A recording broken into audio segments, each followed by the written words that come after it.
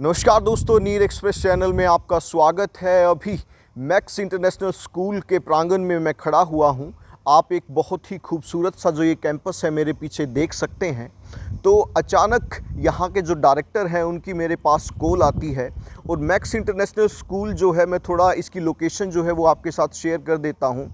जैसे ही आप सफ़ीदों से असंध की तरफ वॉक इन करते हैं तो रास्ते में आपको असंध से पहले जो है ये खूबसूरत सा स्कूल नज़र आएगा। और इस स्कूल के अंदर क्या ख़ास बात है, किस तरीके की जो है इसमें स्मार्ट डिजिटल क्लासेस लगती हैं, वो सारी चीज़ें तो हैं ही। लेकिन अब ये जो स्कूल है एक नया इनिशिएटिव लेने जा रहा है। और वो नया इनिशिएटिव क्या है, वो पेरेंट्स को, स्टूडेंट्स को कितना इन्फ्लुएंस करेगा, उनके कैरियर ओरिएंटेड वो कितना है, उनके कैरियर को वो कितना इन्फ्लुएंस करेगा और वो कितने आगे इस स्कूल में आकर जा सकते हैं। और इस स्कूल की जो खूबसूरती है वो क्या है, और क्या एक नई चीज़ है जो यहाँ के जो डायरेक्टर हैं, प्रिंसिपल हैं, वो शुरू करने जा रहे हैं। और यहाँ पर एक अलग से फैकल्टी आई है और वो फैकल्टी ऐसी है जो बहुत ही खूबसूरत काम कर रही है। और उनका जो यहाँ पर एक संगम होने वाला है और उससे जो एक नई शुरुआत होने वाली है, उसका परिदृश्य मैं आपको यहाँ पर दिखाऊंगा। और यहाँ की पूरी की पूरी जो फैकल्टी है उससे मिलवाते हैं और प्रेस के माध्यम से मैं आपको दिखाने की कोशिश करूँगा कि जो उनका उद्देश्य है, जो इनका लक्ष्य है, वो किस लक्ष्य के साथ जो है यहाँ पर आगे बढ़ रहे हैं। तो आप मेरे साथ जुड़े रहिए जी।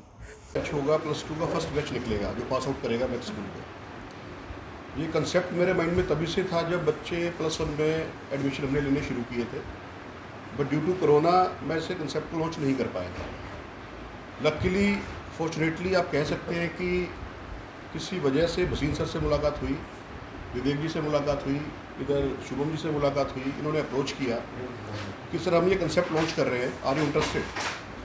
और जब मैंने इनका नेम और फेम मुझे पता था, मतलब आज MLB क्लासेस करनाल में और आसपास एरिया में, कुरुक्षेत्रा में, जींद में, कैथल में किसी इंट्रोडक्शन के लिए बताने की जरूरत नहीं पड़ती कि व्हाट इज़ MLB क्लासेस। और जब ये पता लगा कि इनके साथ और यंगस्टर्स जो हैं, बड़े एक्सपर्ट टाइप फैकल्टी जो है, इन्होंने मिलकर एक नया वेंचर बनाया है, मिशन स्कॉलर्स। जब इन्होंने अप्रोच किया कि सर हम मिशन स्कॉलर्स में आपको अप्रोच करेंगे और एक्सपर्ट फैकल्टी देंगे और रिज़ल्ट लाना हमारा काम है। नो डाउट बच्चों में टैलेंट बहुत है, टैलेंट की कमी नहीं है, आप कहीं भी चले जाओ। और ज़्यादा मैं क्या देख पा रहा हूँ कि रूरल एरिया में, सबर्बन एरिया में ज़्यादा बच्चों में टैलेंट है, उनमें कुछ ज़्यादा करने की इच्छा है कि हाँ कि मेरे को बढ़िया करना है। शहर वाला बच्चा ही क्यों भाई, बहुत टॉप करके दिखाऊँगा। तो कहीं ना कहीं कमी लग रही थी इन 2 सालों में। तो जब अप्रोच हुई, हमारी बात हुई, आई इमीडिएटली सेड कि sir yes we are doing this. इसमें बच्चों के लिए 9 से ही बेस बनना शुरू हो जाता है। पेरेंट्स गलती करते हैं, वो सोचते हैं 10th का एग्ज़ाम देने के बाद कि हाँ अब बच्चे को मेडिकल करवानी है, अब बच्चे को नॉन मेडिकल करवानी है। नहीं, हम ये क्लासेस शुरू करें 9th ऑनवर्ड्स। 9 से ही बच्चे का बेस प्रिपेयर होना शुरू हो जाना चाहिए। वहाँ पे भी काफ़ी सारे कॉम्पिटिटिव एग्ज़ाम्स होते हैं, बच्चों को पता ही नहीं होता, उनके पेरेंट्स को ही नहीं पता होता, कैरियर काउंसलिंग नहीं बच्चों की हो पाती। तो यहाँ पे एक्सपर्ट कोचिंग के साथ साथ बच्चों की कैरियर काउंसलिंग। बच्चे का हो सकता है कि बच्चा कहता है मेरे को डॉक्टर बनना है, उसने क्यों बनना है, उसने किसी अच्छे डॉक्टर को देख लिया, उससे इंप्रेस हो गया। पर हो सकता है बच्चे का माइंड टेक्निकल साइड में बहुत ज़्यादा अच्छा चल रहा हो, तो उसकी 9th क्लास से ही उसकी काउंसलिंग होना शुरू हो जाएगी और ग्रूमिंग होना शुरू हो जाएगी। तो 9th और 10th में हम लोग जो कर रहे हैं, फाउंडेशन क्लासेस शुरू करेंगे। CBSE का करिकुलम होगा, NCERT की बुक्स होंगी, पर उसको एडवांस लेवल पे और अच्छे लेवल पे मिशन स्कॉलर्स ही टेस्ट सीरीज़ प्रोवाइड करवाएंगे। यही लोग अपना जो है स्टडी मटेरियल, असाइनमेंट सब प्रोवाइड करवाएंगे। वीकली क्लासेस लेने भी आएंगे एज ए मेंटोर। वो देखेंगे कि बच्चों में क्या ग्रूमिंग हो रही है, उनमें क्या चेंज आ रहा है। उनके पेरेंट्स से मिलना चाहिए, हाँ बच्चा एक्सेप्शनल है, बच्चा बहुत अच्छा कर रहा है, तो उसके लिए अलग से प्रोविज़न करेंगे। तो ऐसे ही अगर मैं +1 +2 की बात करूँ तो बच्चे ने मूड बना लिया कि यस मेरे को डॉक्टर बनना है, मेडिकल करना है। इतना कंपटीशन है, 25 लाख बच्चा अपेयर होता है नीट के लिए, और 25 लाख में से आई थिंक 22 लाख बच्चा, 23 लाख बच्चा कोचिंग ही लेता है, वो स्कूल को छोड़ देता है। ऐसे ही सेम केस में इंजीनियरिंग की बात मैं अगर करूँ, सेम केस यही होता है, वो स्कूल को छोड़ देता है और कोचिंग में चला जाता है। ठीक है, कोचिंग लेना अच्छी बात है, लेकिन हमारे माइंड में क्या बात आई कि क्यों नहीं, बच्चे को स्कूल एनवायरनमेंट भी मिलना बहुत ज़रूरी है। बच्चे की सोशल डेवलपमेंट होनी होती है, इमोशनल डेवलपमेंट होनी होती है, उसका फ्रेंड सर्कल भी होता है। तो बच्चे को स्कूल एनवायरनमेंट में ही ये कोचिंग दी जाए, और ये हम कर पा रहे हैं due to Mission Scholars. Sir ये कंपलसरी रहेगा बच्चों के लिए या ऐच्छिक भी रहेगा, उसका क्या सर रहेगा? कंपलसरी और नॉन कंपलसरी की बात तब आएगी जब हम कुछ एक्स्ट्रा चार्ज कर रहे हो। Okay sir. हम लोग with in tuition fees this all got surprise की what are you saying, you will not charge anything from the students because उन्होंने पहले भी टाइप किया है और वो स्कूल वाले बच्चों चार्ज कर रहे हैं 60,000 70,000 पर बच्चा जो इंटरेस्टेड होते हैं। जी बट मैंने कहा सर मेरे पास 9th के इतने बच्चे हैं, 10th के इतने बच्चे हैं, प्लस 1 का एडमिशन होने में इतने बच्चे आपको दे दूंगा, 12th के इतने बच्चे हैं, पर बच्चों से मैं चार्ज नहीं करूँगा। विद इन ट्यूशन फीस, जो बच्चों की ट्यूशन फीस है या जो स्कूल के चार्जेस है उसी में आप लोगों को फिर ये फैसिलिटी हमें देनी है। और यही एक वजह थी कि मिशन स्कॉलर बड़ी तो बाहर का जो बच्चा आएगा सर स्कूल में ही आएगा तैयारी करने? बाहर का बच्चा मीन्स जो क्या बाहर के हाँ। जो विद्यार्थी है उनको भी इस प्रकार की कक्षाओं के लिए मैक्सिमम्स के लिए हाँ। जो मैक्स में बच्चा पढ़ रहा है, जो यहाँ पे एनरोल्ड है, उसको ये फैसिलिटी मिलेगी। We are not going to open any coaching centre. ये सुविधा सर Just- आप ही we're के just स्कूल में providing- है, किसी और स्कूल में भी आप ही के स्कूल में है ये सुविधा? सर मिशन स्कॉलर्स ने कुछ और स्कूल से टाई अप किया है, but their objective is to tie up with one school only in one region. Sir जिस प्रकार आपके स्कूल के प्रिंसिपल के माध्यम से बातचीत की गई कि कहीं ना कहीं विद्यार्थियों पे अभी दबाव है शिक्षा को लेकर, उन्हें यही नहीं जानकारी हो पाती कि उन्हें भविष्य में करना क्या है, वो इस प्रकार ये कार्य किस कार्य करने के लिए यहाँ पर आए हैं। क्या आपको लगता है कि स्कूल की शिक्षा के साथ साथ इसी प्रकार की प्रतियोगिता एग्जाम की शिक्षा को स्कूल की समय सारणी के अंतर्गत इस प्रकार मैनेज किया जाएगा? क्या ही उसी समय में इस प्रकार की शिक्षा दी जाएगी? क्या कुछ विद्यार्थी जो पढ़ने में कहीं ना कहीं कह सकते हैं कि उनकी रुचि किसी अन्य कार्य में है, क्या उन पर दबाव नहीं बन जाएगा, उन पर कंपलसरी कर देते हैं? देखिए लैकिंग कहाँ होती है, आपने जो क्वेश्चन शुरू किया, क्वेश्चन आपका बहुत बढ़िया है। लैकिंग होती है बच्चे को पता नहीं होता कि उनको करना क्या है, कैरियर काउंसलिंग की लैकिंग होती है। और मैंने जब बोलना शुरू किया की बात कही थी कि यहाँ पे कैरियर काउंसलिंग साथ साथ होगी। अगर बच्चे को पता है कि मेरे को ये बनना है तो उसको मेंटली प्रिपेयर कर दिया जाएगा कि आपको डेली 4 to 5 आवर्स पढ़ना ही है अगर आपको ये अचीव करना है तो। We can't change our education system in a 1 day और इन अ 2 day। तो अगर कैरियर काउंसलिंग बच्चे की हो जाती है, पेरेंट्स को पता लग जाता है कि यस अगर मेरा बच्चा ये करना चाहता है तो उसको ये फैसिलिटी चाहिए, उसको ये स्टडी आवर्स चाहिए, तो कोई इशू ही नहीं है। 24 आवर्स होते हैं, स्कूल में बच्चा 6 आवर्स रहता है। अगर मैं ये कहूँ कि बच्चा कोचिंग सेंटर में जा रहा है और स्कूल में भी जा रहा है, वो पहले स्कूल में आया फिर वो इवनिंग में कोचिंग सेंटर में चला गया, पढ़ेगा कब? वो बच्चे टेंशन में आते हैं। हमने ये क्यों किया, school with in school campus क्यों किया कि बच्चे को स्कूल एनवायरनमेंट भी मिले और कम्पिटिटिव एग्ज़ाम की प्रिपरेशन भी करे। सिलेबस तो वही होता है, जस्ट एक प्रॉपर गाइडेंस की और एक प्रॉपर स्टडी मटेरियल की और एक प्रॉपर मेंटोर की, जो उनको स्कूल आवर्स में प्रोवाइड करवाने जा रहे हैं। अभी जो संस्थान के डायरेक्टर सर बातचीत करते हैं, सर किस कारण से ये विद्यार्थी आपके संस्थान आराम से स्टॉप कर ले बीच में यार इसलिए। और जो है ना first of all MLB classes 2004 से करनाल में काफ़ी अच्छा वर्क कर चुका है। ऑल नियर बाय एरिया सभी इस इंस्टीट्यूशन को जानते हैं, but now it is a combination of best team, यानी डिफरेंट इंस्टीट्यूशन के डायरेक्टर्स इस यूनिट में जुड़े हैं and it is converted to Mission Scholars.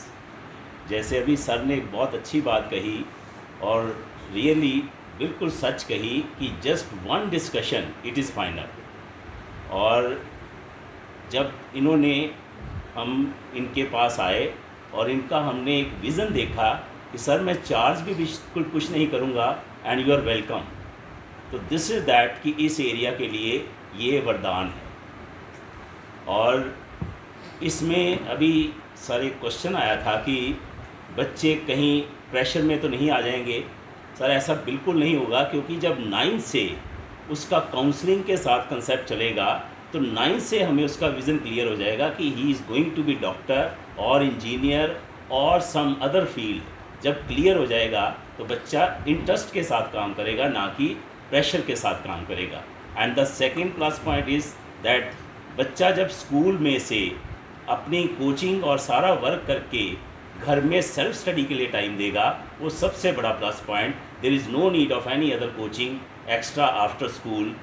Sir ने कहा सुबह बच्चा स्कूल आता है, आते ही घर से कोचिंग पे चला जाता है, शाम को थका हुआ वो सो जाता है, फिर वो अपनी रूटीन में बोर होने वाला काम जो है वो इट इज़ फिनिश्ड। तो I am highly thankful to sir and area के लिए मैं फिर बोलूँगा कि ये वरदान है। इस अपॉर्चुनिटी को मिशन स्कॉलर और मैक्स के कॉम्बिनेशन में हर बच्चे को इस इंस्टीट्यूशन में आना चाहिए और अपना फ्यूचर सेव करना चाहिए। Thank you very sir much. आप कुछ रिजल्ट ज़्यादा चाहते हैं आपसे जो स्कॉलर्स करनाल का ये टाई अप हुआ है।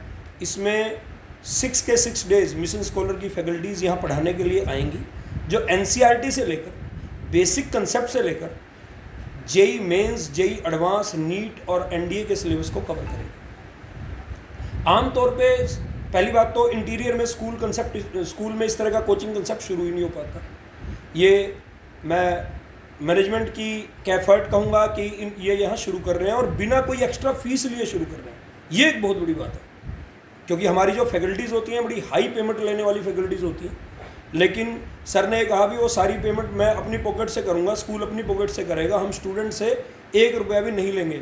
हमने दोबारा क्लियर किया भी सर आप क्लियर है इस चीज़ को लेके? बोले मैं बिल्कुल क्लियर हूँ, मैं बच्चों से 1 रुपया भी स्कूल फीस से एक्स्ट्रा चार्ज नहीं करूँगा। तो मैं थैंकफुल हूँ सर का कि वो इतना ज़्यादा बच्चों के बारे में सोच रहे हैं। तो उसी विजन के साथ हमारी टीम यहाँ काम करेगी। और आमतौर पे स्कूल कंसेप्ट चलता है वीकेंड्स पे, फ्राइडे सैटरडे, लेकिन यहाँ एवरी डे हमारी टीम आ रही है, मंडे से Saturday every day there is class. 9th class को तैयारी कराई जाएगी ओलंपियाड की, NTSC की, जेई फाउंडेशन की और नीट फाउंडेशन की। और +1 +2 के बच्चों को, मेडिकल के स्टूडेंट्स को बेसिक कंसेप्ट्स के साथ नीट की कोचिंग, और नॉन मेडिकल के जो स्टूडेंट हैं उनको हम बेसिक कंसेप्ट्स के साथ जेई मेंस और जेई एडवांस की कोचिंग देंगे। देखिए जेई एडवांस की कोचिंग की अगर मैं बात करूं तो उसमें बच्चे में भी अच्छा खासा दम होना चाहिए। तो हम बच्चों को पहले डेवलप करेंगे, अच्छे से पॉलिश करेंगे, ताकि वो जेई एडवांस के पेपर को भी अच्छे से फेस कर सकें। जहाँ तक फैकल्टीज़ के परिचय की बात करें तो हमारी फैकल्टी में कुछ IIT मद्रास के फैकल्टीज़ हैं, कुछ IIT बॉम्बे की फैकल्टीज़ हैं, और जो डायरेक्टर्स यहाँ बैठे हैं तीनों, वसीम सर हैं, सुम सर हैं, और मैं आपसे बात कर ही रहा हूँ। तो हमारी जो फैकल्टीज़ हैं ये लगभग अब तक 25 से 30 हज़ार स्टूडेंट पढ़ा चुकी हैं, और थाउजेंड्स ऑफ सक्सेस स्टोरी हैं। बहुत से बच्चे IIT जेई क्वालिफाई कर चुके हैं, बहुत से बच्चे नीट क्वालिफाई कर चुके हैं, बहुत से बच्चे NDA क्वालिफाई कर चुके हैं। अध्ययन बनने का नाते मेरा ये कर्तव्य था, हमारा जो प्रबंधक कमेटी है बहुत मेहनत करके सिर्फ ये स्कूल के लिए नहीं, मैक्स सेंट्रल स्कूल नहीं, जितने विद्यार्थी हैं हमारे परिसर का अंदर, सबका लक्ष्य पूरा करने का प्रयास कर रहे हैं।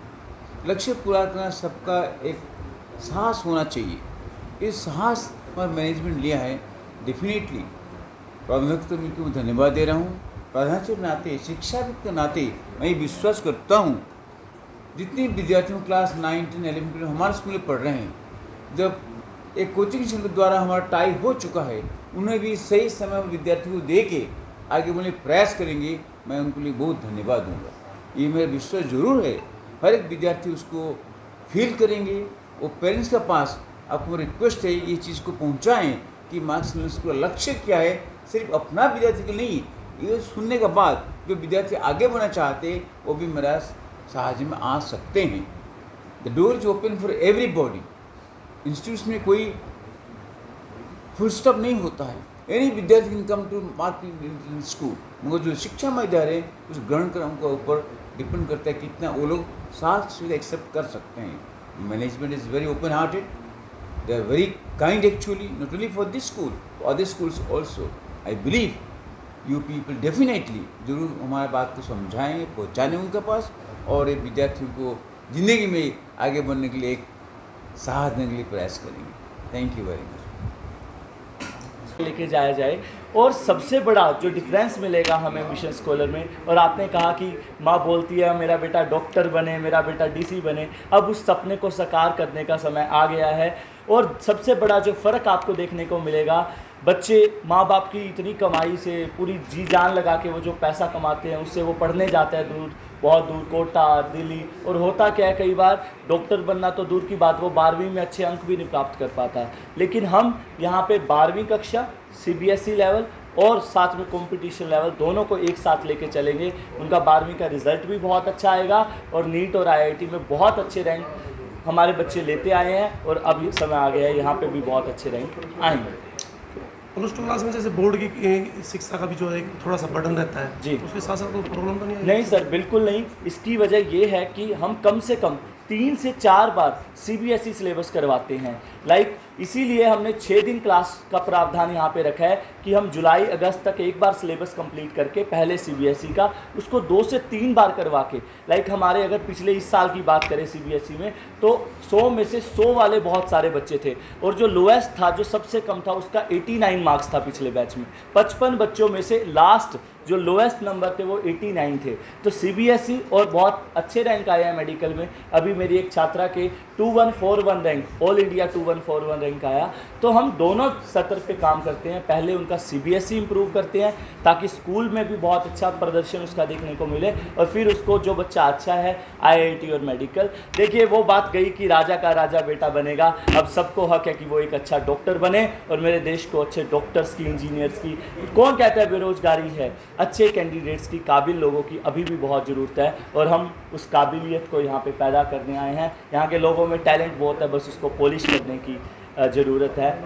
हमें पूरा विश्वास है, हमारी टीम पूरी इंडिया की एक्सपर्ट्स है और वो इस एरिया को बहुत आगे लेके जाएगी। आप हमारा साथ। नीट और IIT दूसरे स्कूल की तरफ आकर्षित हो जी। एक तो सबसे बड़ा फ़र्क है सर फैकल्टीज़। जो हमारी फैकल्टीज़ है वो स्टेबल रहेगी। अक्सर आपने देखा होगा बहुत सारे इंस्टीट्यूशंस हैं, वहाँ पे फैकल्टी चेंज होती रहती है। बच्चे का बॉन्ड बनने लगता है टीचर का और 3 महीने बाद चेंज हो जाता है। लेकिन हमारी सबसे बड़ा फ़र्क स्टेबिलिटी रहेगी फैकल्टी की, और वो फैकल्टी प्रीवियसली बहुत अच्छे ट्रिमेंडस रिजल्ट प्रोड्यूस कर चुकी होगी। और तीसरा जो सबसे बड़ा फ़र्क, हम CBSE प्लस नीट IIT दोनों लेके चलेंगे। होता क्या है, अदरवाइज इंस्टीट्यूशन सीधा IIT लेवल पढ़ाने लग जाते हैं, बच्चों का बेस नहीं होता, और जब तक बेस नहीं होगा तो IIT मेडिकल हो ही नहीं सकता सर।